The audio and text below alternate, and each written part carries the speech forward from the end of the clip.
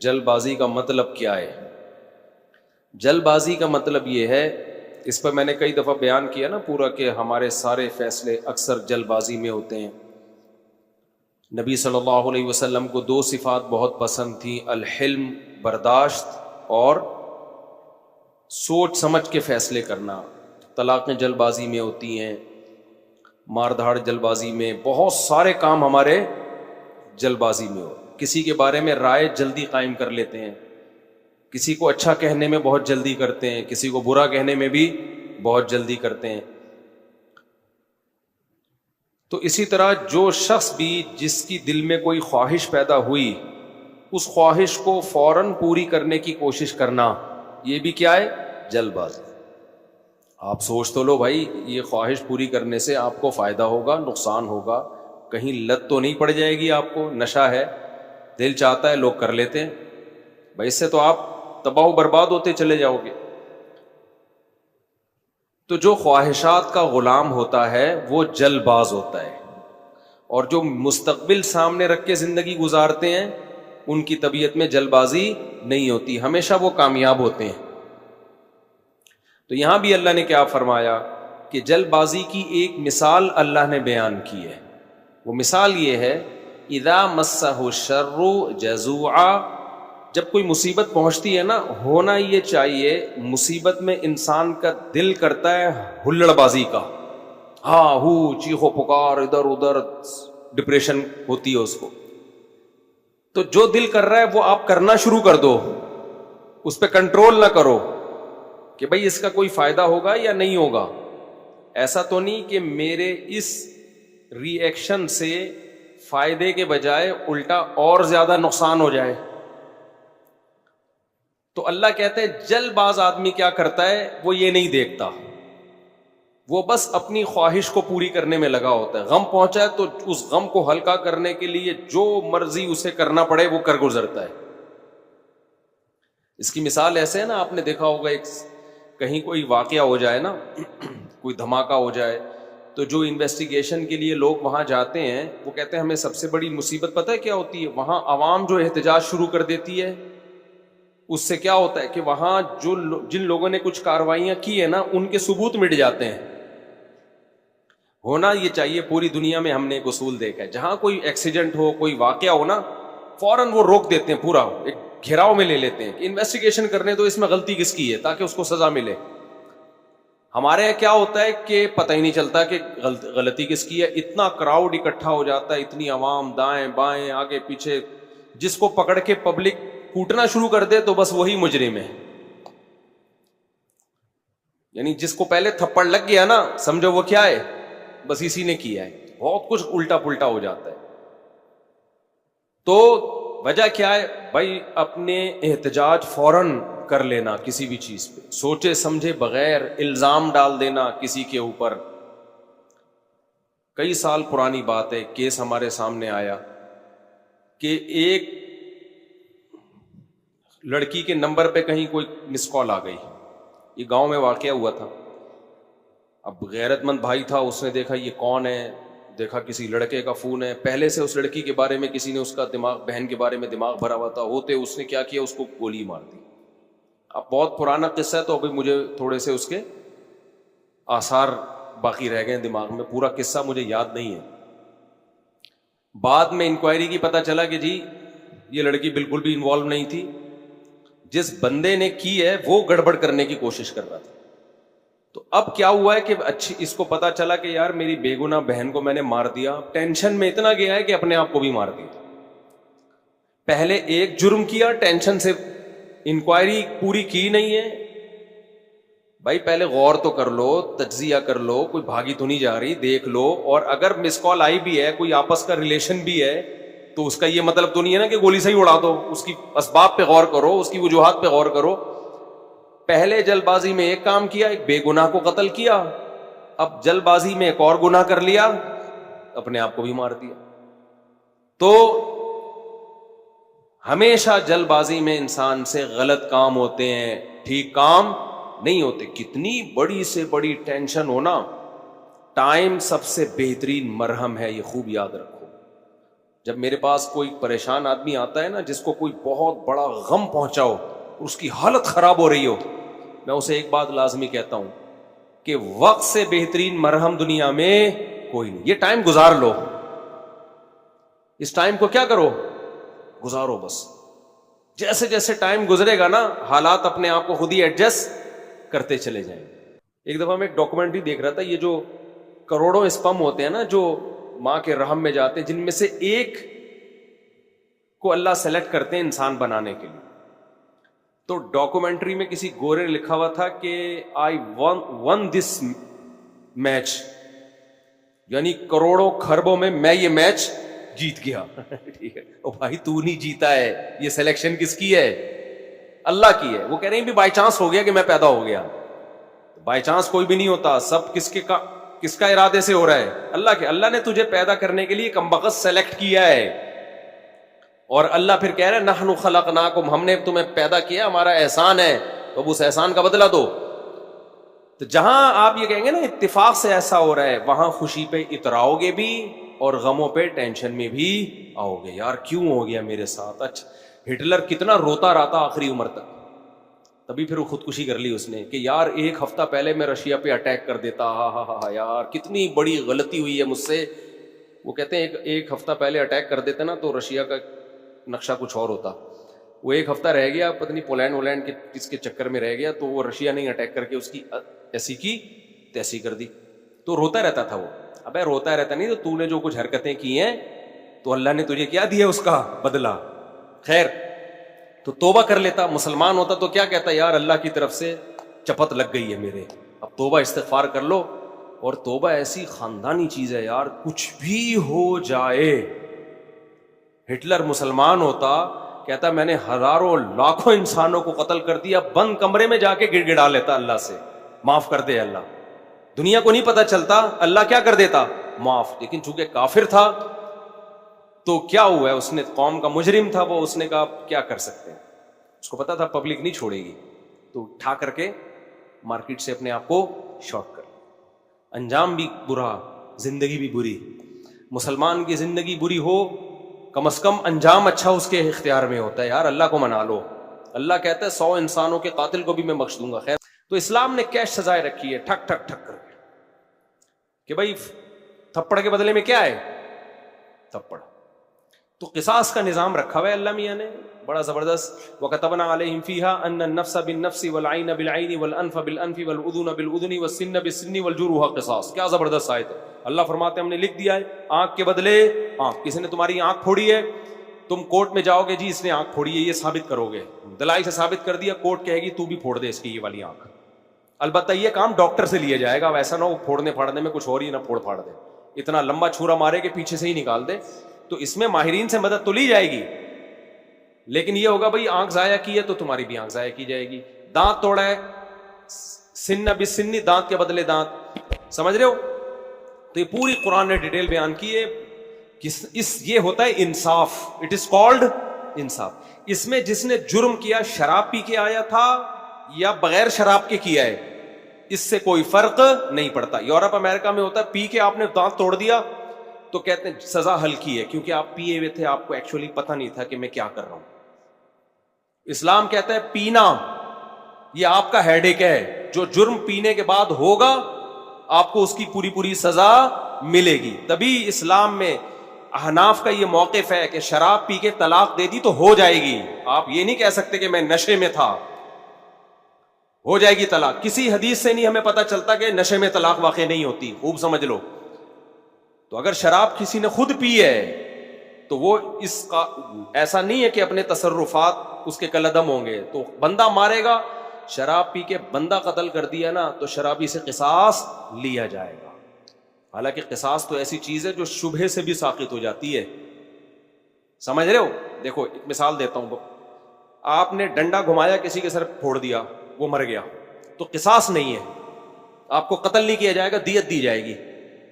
وجہ اس کی یہ کہ اس میں اس بات کا امکان تھا کہ ہو سکتا ہے یہ قتل نہ کرنا چاہ رہا ہو, غلطی سے بندہ مر گیا ہو. جیسے موسیٰ علیہ السلام نے تھپڑ لگایا تھا قتل کرنے کی نیت سے تھوڑی, تو وہ بندہ ہی مر گیا, اب اس میں قصاص تھوڑی ہے بھائی, ہم نے جان کے تھوڑی مارا ہے. تو ڈنڈے میں اس بات کا امکان ہوتا ہے کہ بھائی ویسے ہی پتھر مار رہا ہو تو قتل کی ارادہ نہ ہو. آلہ جارحہ جسے کہتے ہیں نا, جو قتل ہی کے لیے بنے, بندوق ہے, چاقو ہے, اس سے کوئی مارے گا تو قصاص ہے. سمجھتے ہو کہ نہیں سمجھتے؟ ہاں, ڈنڈے سے کسی نے مارا اور دلائل سے پتا چل گیا کہ اس کی نیت ہی قتل کرنے کی تھی, وہ ایک الگ بات ہے. لیکن نارملی جو ہے نا, جب قتل کے لیے آلہ جارحہ کا ہونا ضروری ہے. اب مسئلہ یہ ہے, میں بات ہی پتہ نہیں بھول گیا جو بتانا چاہ رہا تھا. یہ میں نے ڈنڈے والی مثال کیوں دی ہے؟ ہاں دیکھو, میں بتانے کا مقصد یہ تھا کہ ذرا سا بھی شبہ آ جائے نا کہ پتہ نہیں اس کی نیت قتل کی تھی یا نہیں تھی, تو اس کا فائدہ کس کو ہوگا؟ قاتل کو. اس سے قصاص نہیں لیا جائے گا, کیونکہ ہو سکتا ہے یہ قتل نہ کرنا چاہ رہا ہو, غلطی سے بندہ مر گیا ہو, یہ تو سر پھوڑنا چاہ رہا ہو, خالی تھپڑ مارنا چاہ رہا ہو. لیکن شراب پی کے کسی نے بندہ مار دیا نا چاقو سے یا بندوق سے, یہاں شریعت قاتل کو فیور نہیں دیتی. حالانکہ یہ زیادہ فیور بنتا ہے, یار اس کی نیت تھوڑی تھی, تو پی کے ٹہل رہا تھا. تو احناف یہی کہتے ہیں, امام حنیفہ, کہ جب قاتل کو شراب کے بعد اتنا سا فیور نہیں دیا جا رہا, حالانکہ اس کا دماغ کام نہیں کر رہا, تو طلاق تو قصاص سے کم درجے کی چیز ہے. اس میں اگر کوئی پی کے طلاق دے گا نا تو ہو جائے گی. سمجھتے ہو؟ کیونکہ اس کے اس جرم کو فیور نہیں دیا جائے گا اس پہ, کیونکہ پی کیوں تو نے. وہ کہہ سکتا ہے نا میں تو پی ہوئی تھی تو مجھے کیا پتا, پینے سے پہلے تو تجھے پتا تھا نا, پینے کے بعد کچھ بھی ہو سکتا ہے, بندہ بھی مر سکتا ہے, بیوی کو ڈیورس بھی ہو سکتی ہے. یا ایک مشہور سوال ہے کہ پی اس نے, سزا بیوی کو کیوں دے رہے ہو؟ تو طلاق میں شریعت نے مرد کے تصرف کا اعتبار کیا ہے, اس میں عورت کی پوزیشن کو نہیں دیکھا ہے کہ وہ مظلوم تھی یا ظالم تھی. مرد کی, کیونکہ طلاق کہتے ہیں مرد کی ملکیت سے چیز کا نکلنا, اس میں شریعت نے یہ سمجھا ہے نقصان مرد کا زیادہ ہو رہا ہے. سمجھتے ہو کہ نہیں سمجھتے ہو؟ تو اب یہاں پر بھی یہی ہے کہ اگر کوئی بلا وجہ بیوی کو طلاق دے دے تو بھی تو عورت کا کیا قصور ہے, لیکن پھر بھی ہو جائے گی. تو ہم کہتے ہیں شراب پی کے دے رہا ہے تو بطریقہ اولا ہوگی. آج کل بہت زیادہ ہو رہا ہے, اور پھر لوگ فتوے دائیں بائیں سے لے آتے ہیں کہ جی وہ فلاں نے, سعودیہ کے مفتی نے فتویٰ دیا ہے طلاق نہیں ہوئی چونکہ پیوی تھی, فلاں نے فتویٰ دیا. آج کیا ہوا ہے, ایک آدمی نے کھڑے کھڑے بیوی کو 6 طلاقیں دی ہیں, سب نے یہاں کے مدارس نے فتویٰ دیا, طلاقیں ہو گئی ہیں. سعودیہ کے کسی مفتی سے لائیو ویڈیو کال پہ بات کی, اس مفتی نے بولا کہ میں کسی فقہ شقہ کو نہیں مانتا, کوئی طلاق نہیں ہے. تو میں نے کہا یہی اس کے جاہل ہونے کی دلیل ہے کہ 1400 سال سے جو اسلامی قانون مرتب ہوا آ رہا ہے, اس جاہل آدمی کو وہ پتہ نہیں ہے, اور یہ اٹھ کے آیا ہے اسلام سکھانے کے لیے. تو یہ جو کہتے ہیں نا فقہ شقہ نہیں مانتا, اس کا مطلب ہوتا ہے سارے گھاس کھا رہے تھے, ہم اکیلے آئے ہیں دنیا میں جو اب قرآن و سنت کو ہم نے سمجھا ہے. خیر, تو کہاں سے کہاں بات چلی گئی؟ بہت اسپیڈ مار رہا ہوں آج میں. ہاں, بہادر آباد سے پھر وہ جیل سے نکلے. ہاں, تو یہ میں عرض کر رہا تھا کہ اسلام کا نظام کتنا بہتر ہے یار. زنا کیا ہے 100 کوڑے مارو, چھوڑ دو بس اس کو, پھر ملامت نہ کرو اس کو. شادی شدہ نے زنا کیا, رجم کرو, قصہ ختم, چلو بھائی. کمارے نے زنا کیا, 100 کوڑے دونوں کو چترول لگاؤ اور چھوڑ دو. کسی نے زنا کی غلط تہمت لگا دی, 80 کوڑے لگاؤ, چھوڑ دو. چل بھائی, کیس نہیں ہے لمبے لمبے. سمجھتے ہو کہ نہیں سمجھتے ہو؟ تو لمبے لمبے کیس نہیں ہے. تو ہمارے یہاں تو بہت ہی گندا نظام چل رہا ہے یار, اللہ بچا کے رکھیے, جیلوں سے اللہ بچائے. جیلوں میں خارش کی بیماریاں لگتی ہیں, پتہ ہے آپ, ایک دوسرے کی پھوڑے پھنسیاں ٹرانسفر ہو رہے ہوتے ہیں. گندگی کا ایک نظام ہے, بہت ہی گندا نظام ہے جیلوں کا. تو وہ صاحب جیل میں 4 سال جب کاٹ کر آئے تو کہہ رہے ہیں میں اتنا کانفیڈنس پیدا ہو گیا. لیکن چونکہ بندہ 2 نمبر نہیں تھا, جب 2 نمبر نہیں تھا تو برائیوں کی طرف نہیں گیا, اچھائیوں میں کانفیڈنس پیدا ہو گیا. تو اچھائی آپ کو بتائے, جس نے میرے بیان سنے ہو, ایک اچھائی تو اس کو پتہ ہی ہوتی ہے کہ شادیاں میں نے 4 کرنی ہے. تو کہہ رہا میں جیل سے باہر نکلا نا, بیانات میرے سنے میں تھے, تو کہتا ہے میں نے سوچا کہ اب کسی کا باپ میرے کو روک کے دکھائے 4 شادیوں سے, کیونکہ اتنی ٹینشن جیل میں, کہہ رہے میں نے اٹھا لی ہے کہ اب ٹینشن میرے لیے مسئلہ نہیں. کیونکہ دوسری میں آدمی ٹینشن کی وجہ سے نہیں کرتا نا, کہہ رہے ٹینشن کی ایسی کی تیسی. دیکھو اس نے صبر کیا نا, تو یہ جیل اس کے حق میں کیا ہو گیا؟ مفید. اگر صبر نہ کرتا, جلد بازی والا کام کرتا, جیل میں بیٹھا رہتا, یہ کیا ہو رہا ہے میرے ساتھ, میں نے تو کوئی ایسا گناہ نہیں کیا, اللہ کو میں ہی ملا تھا. کبھی حکومت کو گالیاں دیتا, کبھی پولیس کو گالیاں دیتا, کبھی فوج کو گالیاں دیتا, کبھی عمران خان کو, کبھی مسلم لیگ کو, کبھی کس کو. ان پہ کچھ بھی اثر جو بھی نہیں رینگتی ان کے اوپر. کیا خیال ہے؟ ان پہ جو بھی نہیں رینگتی. کسی پہ کچھ بھی نہیں ہونا تھا. اور اللہ کو بھی ایسے لوگ اعتراض کرنا شروع کر دیتے ہیں. اس نے یہ بولا بھائی میرے بس میں جو ہے میں وہ کروں گا, جو میرے بس میں نہیں ہے وہ میں نہیں کر سکتا. آج ایک بندہ آیا نا, بہت بیچارہ پریشان تھا, اللہ اس کی پریشانی دور کرے. گھر میں بیوی کا جھگڑا چل رہا تھا, بیوی چلی گئی, فلانا ہو گیا, ڈمکانا ہو گیا, بہت مسائل. میں نے اس کو ایک اصولی بات کی, میں نے کہا جو تمہارے بس میں ہے وہ چھوڑو نہیں, جو تمہارے اختیار میں نہیں ہے اس کی فکر چھوڑو. کہہ رہے میں نے ابا کو ہر طرح سے منا لیا, ابا ٹھیک ہی نہیں ہو رہے. تو میں نے کہا ٹھیک کرنے کی فکر چھوڑ دو. کیا خیال ہے بھائی؟ ابا کو راضی کرنے کی فکر کر رہا ہوں, ابا مجھ سے راضی نہیں ہو رہے. میں نے کہا اپنا ایٹیٹیوڈ ابا کے ساتھ ٹھیک کر لو, توبہ معافی مانگ لو ابا سے, سوری کر لو اگر کوئی غلطی ہوئی ہے, اور ابا کو کے ساتھ معاملہ ٹھیک کر لو. دیکھ لو یہ کس چیز سے خوش ہوتے ہیں, وہ کام کہہ رہے یہ بھی کر کے دیکھ لیا پھر بھی خوش نہیں ہو رہے. میں نے کہا پھر ٹینشن لینے کا نہیں, اس سے زیادہ کیا مکلف نہیں ہے بھائی. جو کر سکتے ہو وہ کرو, جو نہیں کر سکتے اس کی ٹینشن مت لو. یہ کیسز بہت آتے ہیں میرے پاس کہ بیوی بھاگ گئی, حقوق بھی بندہ ادا کر رہا ہے, پھر بھی کوئی آشنا مل گیا اس کو, چلی گئی, نہیں آ رہی, بچوں سے نہیں ملنے دے رہی. تو میں ان سے کہتا ہوں بھائی اگر آپ کے حقوق نہیں ادا کر رہے تھے تو بیوی سے معافی مانگو, جا کے سالوں سے معافی مانگو, ان کو بولو بھائی میں حقوق ادا کروں گا, ہر طرح سے ان کو آپ قائل کرو. اور اگر آپ کی غلطی نہیں ہے, بیوی کی غلطی ہے, تو دو ہی ہے, یا تو پیار سے یا بدماشی سے, کوئی تیسرا راستہ ہے؟ میں نے کہا پیار کا طریقہ یہ, جاؤ محبت سے سمجھاؤ, اگرچہ آپ کی غلطی نہیں ہے اس کی غلطی ہے, پھر بھی بعض دفعہ انسان جھک جاتا ہے کہ چلو یار گھر بسانے کے لیے کمپرومائز کرو. تو پھر جب وہ کہتے ہیں نا میں نے ہر طرح سے 1 سال ہو گیا محبت سے سمجھا کے دیکھ لیا, پھر میں کہتا ہوں اب ایک راستہ ہے بدماشی کا. کون سا راستہ ہے؟ بدماشی. تو جاؤ بدماشی کر سکتے ہو, بیوی اٹھا کے لے آؤ, سمجھ رہے ہو, جاؤ سسرال پہ بولو ایسی کی تیسی نکالو میری بیوی ہے. کہہ رہے یہ نہیں کر سکتا. میں نے کہا پھر چھوڑ دو, لعنت بھیجو.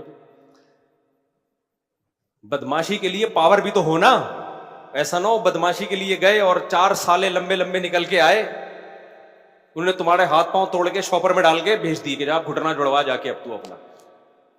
تو میں نے کہا بدماشی کی طاقت ہے. اچھا مجھے آواز سے بھی پتا چل جاتا ہے کہ اس میں بدماشی کی طاقت ہے یا نہیں. بندہ بات کر رہا ہوتا ہے نا, مجھے اندازہ ہو جاتا ہے کہ اس آواز بھی بدماشوں والی ہونی چاہیے. ایسا نہ ہو کہ آپ چیخے تو کھانسی آ گئی آپ کو, سسرال جا کے چیخ رہا نکال, پھر کھانس رہا ہے, اس سے پھر وہ فائدہ نہیں ہوتا اور ہو جاتا ہے. اور پھر جب بدماشی کی ہے نا اس پہ قائم رہو, پھر یہ نہیں ہوتا. میں نے ایک ہمارے پٹھان دوست کا واقعہ سنایا تھا نا, بلا وجہ اس کی بیوی کو ان کی اماں ساس گھر میں بٹھا لیتی تھی. پرانا واقعہ, ہمارے پٹھان بھی ہیں ماشاءاللہ لمبے تڑنگے بہت. بلا وجہ میرے پاس بھی کیس آتا. ایک دن وہ گئے جا کے گھر میں گھسے, بولا ساس سے بولا دے میری بیوی کو, کیوں آگے بیٹھی ہوئی ہے یہاں پہ, حقوق ادا کر رہے تھے وہ. ایسے ہی جا کے بدماشی کی ہے نا, وہ بےچارے کانپنے لگے. انہوں نے بولا لے جا بھائی یہاں ایسا نہ ہو کوئی بندہ نہ کچھ مر جائے یہاں پہ. حالانکہ اس نے کوئی قتل کی دھمکی نہیں دی. تو لے آئے, ماشاءاللہ 4-5 سال ہو گئے, ہنسی خوشی زندگی گزر رہی ہے. تو بعض مسئلے حل کس سے ہوتے ہیں؟ بدماشی سے حل ہوتے ہیں, جو صحیح طریقے سے حقوق نہیں ادا کر رہے. اسی طرح داماد بھی بدماشی سے بعض دفعہ قابو میں آتا ہے.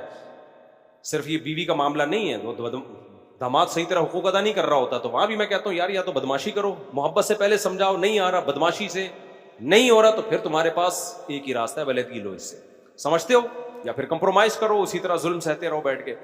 تو مشہور ہے کہ گھی اگر سیدھی انگلی سے نہ نکلے تو کیسے نکالنا پڑتا ہے؟ ٹیڑھی انگلی سے نکالنا پڑتا ہے, سمجھتے ہو. تو اس کے بڑے بین الاقوامی سطح پہ بھی یہی اصول ہے, ٹھیک ہے نا.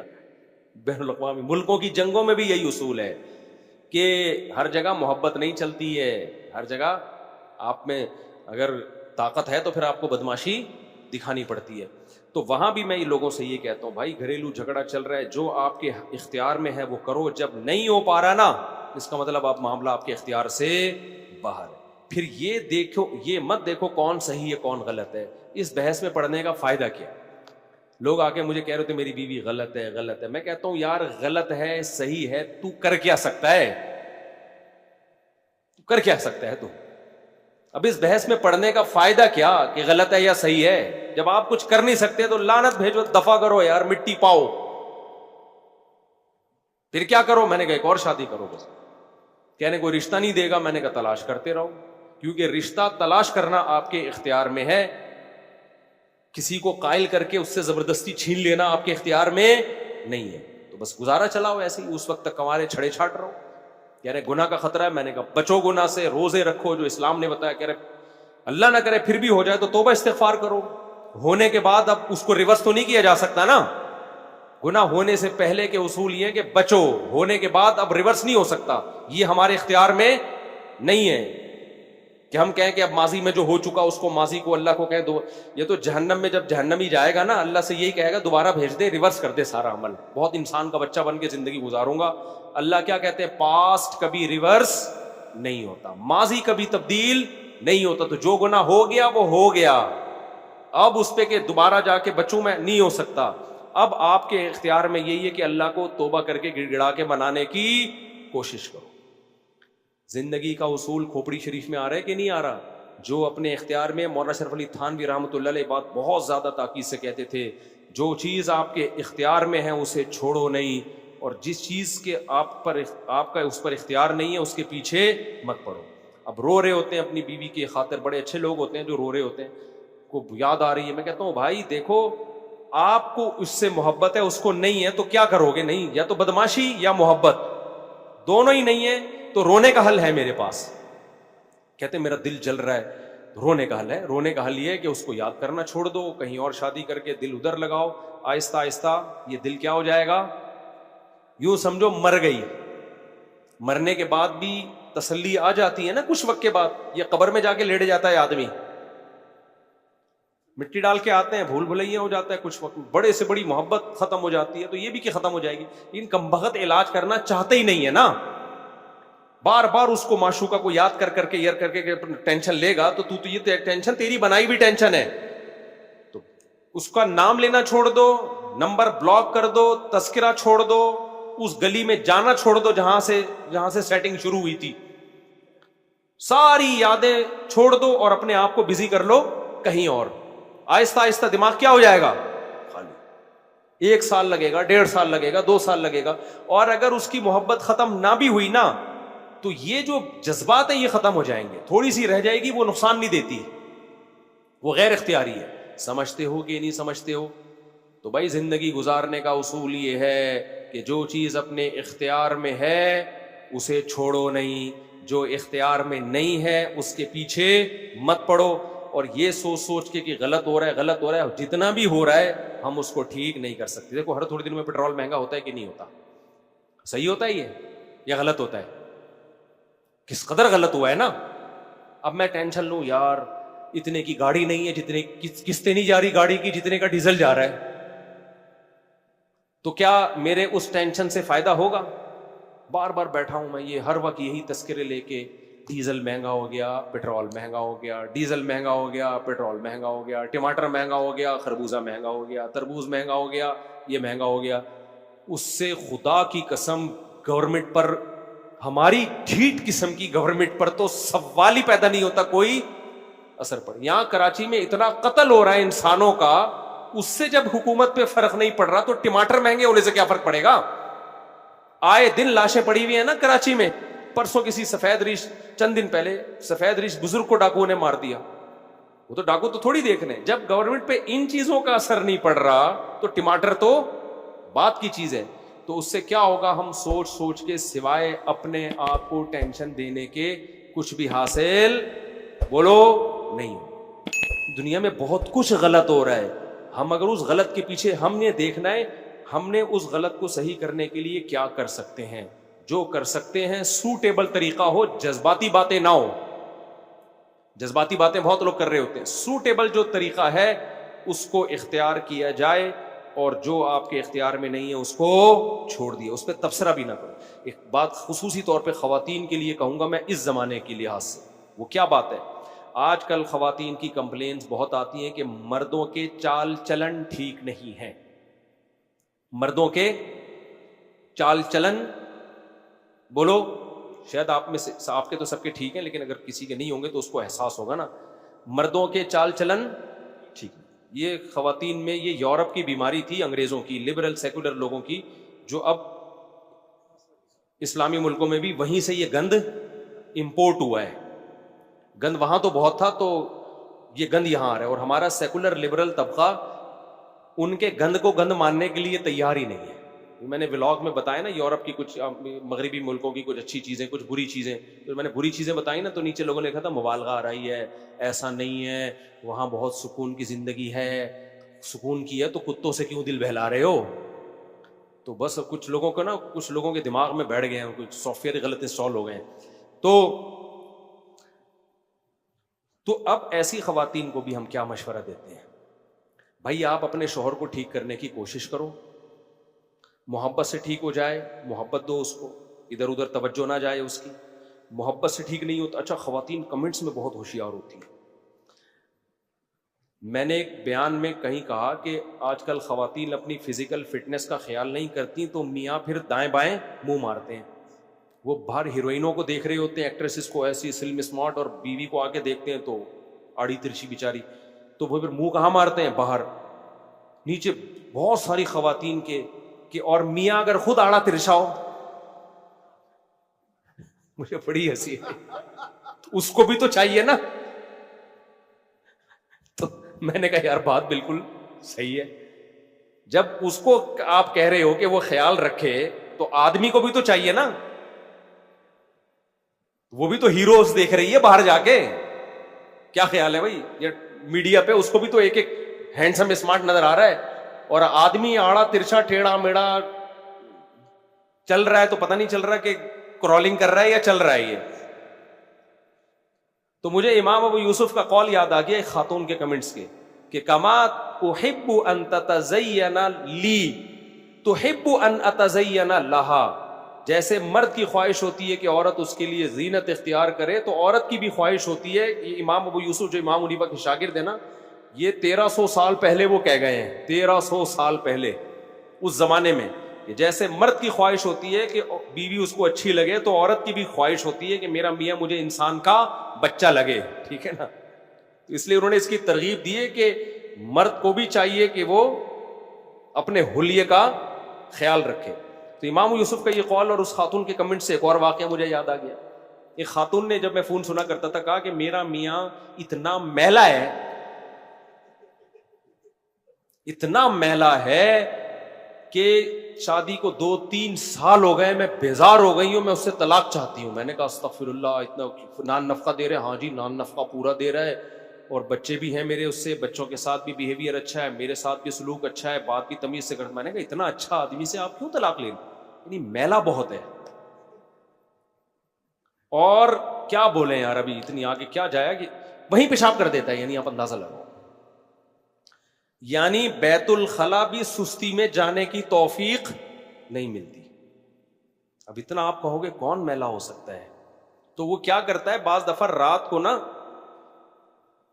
کمرے میں ہی نیچے اتر کے, بستر پہ نہیں, نیچے اتر کے پیشاب کر دیتا ہے, صبح ہم دھو لیں گے اس کو. تو میں نے تو کہا یار یہ بہت زیادہ ہو گئی ہے بھائی, یہ کیا ہو گئی ہے, یہ بہت زیادہ ہو گئی ہے, بہت زیادہ ہو گئی ہے. لیکن وہ قسمیں اٹھا کے کہہ رہی تھی, وہ جھوٹ کیوں بولے گی میرے سامنے. خیر, اب مجھے پتا بھی نہیں اس کا میاں کون ہے, اگر تو جب پتا ہوتا تو پھر تو آدمی بات پہ یقین نہیں کرتا نا. تو ان نون نمبر تھا, ان نون کوئی خاتون تھی.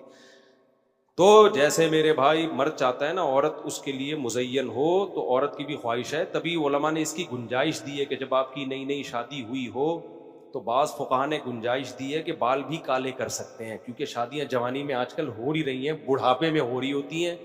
تو اور جوان لڑکی سے شادی ہو رہی ہوتی ہے پیسے کے چکر میں. عورت, میں نے سب سے پہلے بتایا نا آپ کو, کیا دیکھتی ہے؟ روکھڑا, عمر گئی تیل لینے, اور ہینڈسم اسمارٹنس وہ بات کی چیزیں ہیں. وہ تو پھر اس کو بعد میں خیال آتا ہے یہ ہوا کیا میرے ساتھ. تو شروع میں سب پیسہ ہی دیکھ رہے ہوتے ہیں, تو پیسے کے چکر میں پھر جب شادی ہوتی ہے تو کالا کولا لگا کے دولہا بنے ہوئے ہوتے ہیں یہاں پہ. تو میں بھی کچھ نہیں کہتا ان کو کہ چلو جانے دو, ٹھیک ہے, ورنہ 40 سال کے بعد بال کالے کرنا جائز نہیں ہے. لیکن بعض فقہاء نے گنجائش دی ہے کہ نئی کسی کی شادی ہو, میں نہیں کالا کولا لگاتا ہے, پہلے بتا دوں میں, تو گنجائش دی ہے بعض فقہاء نے. اور وہ امام ابو یوسف ہی کے قول اسی کے بارے میں کہ مرد کے لیے ایسے موقع پہ گنجائش ہے کہ وہ بال کالے کر سکتا ہے. اور اس میں دلیل یہ دی ہے کہ جیسے مرد کی خواہش ہے کہ عورت زینت اختیار کرے, تو عورت کی بھی خواہش کیا ہے کہ مرد بھی اس کو دیکھنے میں جوان لگے. ایسا نہ ہو جب شادی ہوئی تو وہ آئی تو وہ سمجھے کہ یہ ابا آئے ہوئے ہیں، ان کے دولہا بھی تھوڑی دیر کے بعد آئے گا. لیکن یہ عمومی حکم نہیں ہے، سمجھتے ہو؟ ایسا نہ ہو بال کالے کرنا شروع کر دیں آپ لوگ. تو میں عرض کر رہا تھا جو جلد باز ہوگا نا اس کو مصیبتوں سے یہ فائدہ نہیں ہوگا. یوسف علیہ السلام کی مثال ہے ہمارے پاس، کتنے غم آئے، غموں میں صبر کیا، رزلٹ کیسا ہوا؟ مصر کے بادشاہ بن گئے. اگر جلد بازی کرتے وہاں پہ زلیخا نے الزام لگایا، وہ کہتے ہیں یہ الزام غلط ہے، کہہ دیا، بار بار پیچھے پڑے رہتے تو اور کوئی بڑا کیس بنا کے ڈال دیتے. وہ کہہ سکتے تھے بھائی میرے بس میں جو ہے میں وہ کروں گا، اور حکومت کے بس میں جو تھا وہ حکومت نے کیا. تو انجام کس کے حق میں بہتر ہوا؟ یوسف علیہ السلام کے حق میں بہتر ہوا. تو ہمیشہ یہ جو ہم آیت پڑھتے ہیں نا والعاقبۃ للمتقین، یہ لفظ آپ نے سنا ہے، یہ دعا والعاقبۃ للمتقین، عاقبت کہتے ہیں انجام، یہاں الف لام عہد کا ہے، اس کا مطلب ہے اچھا انجام. تو اللہ کہہ رہے ہیں اچھا انجام ہمیشہ پرہیزگاروں کا ہوتا ہے. شروع کی کسی کی شہرت، دولت، عزت، ان چیزوں سے دھوکہ نہیں کھانا چاہیے. اینڈ کس کا اچھا ہوگا؟ صبر کرنے والوں کا، نیک لوگوں کا اینڈ ہمیشہ انہی کا اچھا ہوتا ہے. الصبر مثل اسمہ مر مذاقتہ لیکن عواقبہ احلی من العسل. شاعر کا بڑا خاندانی شعر ہے. صبر عربی میں نا ایک کڑوے پھل کو بھی کہتے ہیں، کڑوا پھل ہے اس کو بھی صبر کہتے ہیں. تو شاعر نے کہا الصبر مثل اسمہ، صبر جیسے کہ اس کا نام بتا رہا ہے، مر مذاقتہ، اس کا ذائقہ انتہائی کڑوا، لیکن عواقبہ، لیکن اس کا انجام جو ہے احلی من العسل، شہد سے بھی زیادہ میٹھا انجام ہوتا ہے اس کا. تو ایک چیز کی عادت ڈال لو برداشت کرنے کی. میں مانتا ہوں میرے اندر بھی اتنی نہیں ہے جتنا میں بیان کر رہا ہوں، لیکن یہ صفت بہت اچھی ہے جس کے اندر برداشت آ گئی نا کہ ایک دم ہائپر نہیں ہو جاتا، ایک دم غصہ نہیں ہو جاتا، فوراً کسی کے بارے میں تبصرہ نہیں کرتا، نہ اچھا کہتا ہے نہ برا کہتا ہے. تو یہ شخص کامیاب ہے دنیا میں بھی اور آخرت میں بھی. اور حدیث میں اس کی اتنی تاکید ہے، نبی صلی اللہ علیہ وسلم کی خدمت میں ایک شخص آیا، یا رسول اللہ مجھے نصیحت کیجئے. آپ نے فرمایا لا تغضب، غصہ مت کرو. وہ دوبارہ آیا، یا رسول اللہ مجھے نصیحت کیجئے. فرمایا لا تغضب، غصہ مت کرو. پھر آیا، یا رسول اللہ نصیحت کی. پھر آئے وہ، یا رسول اللہ نصیحت کیجئے. پھر فرمایا لا تغضب. ایک ہی نصیحت، غصہ نہیں، غصہ نہیں. کیوں؟ نبی صلی اللہ علیہ وسلم کو معلوم تھا کہ ان کی ساری خوبیوں پہ جو ان کا غصہ ہے نا وہ ان کی ساری خوبیوں کو برباد کر دے گا. غصے میں یہ ایسے کام کریں گے. آپ نے کیا کیا؟ کسی پر احسان کیا، ساری زندگی خدمت کرتے رہے، کرتے، باپ کی خدمت کی. کسی دن غصے میں اللہ نے کرے باپ کو تھپڑ لگا دیا تو باپ کیا کہے گا؟ وہ ساری زندگی خدمتوں کو آپ نے کیا کر دیا؟ بولو، برباد. دنیا میں کسی کو منہ دکھانے کے قابل رہو گے؟ لوگ کہیں گے یہ وہ ہے جس نے اپنے باپ کو تھپڑ مارا تھا. لوگ کر لیتے ہیں یہ حماقت ہے. آپ نے بیوی کی ساری زندگی کڑوی کسیلی برداشت کی، بہت اچھا امیج آپ کا بن گیا، سب کچھ، ذرا سی بات پہ، کوئی بات تھی نہیں، ایک دن غصے میں آ کے دھڑ دھڑ دھڑ طلاقیں نکال دی. پھر بتا سکو گے میں نے اتنا اچھا ہوں میں اپنی وائف کے ساتھ، اتنا زبردست سلوک. لوگ کہیں گے اور میری وائف بھی بہت اچھی. لوگ کہیں گے تو پھر طلاقیں کیوں دی؟ یار وہ کوئی بات تھی نہیں، وہ غصے میں کیا ہو گیا تھا، میٹر گھوم گیا تھا. لوگ کہیں گے بھائی گھر تو برباد کر دیا نا، تو اب کیا قصے سنا رہے بیٹھ کے، یہاں گھما کے لائے، یہ کھلایا وہ کھلایا، ختم. سمجھ میں نہیں آ رہی میرا خیال ہے بات؟ تو غصہ کیا کرتا ہے؟ ایسے جرائم کروا لیتا ہے جلد بازی میں ایسے جرائم کروا لیتا ہے کہ آپ کی ساری زندگی کی نیکیاں چند سیکنڈ میں برباد.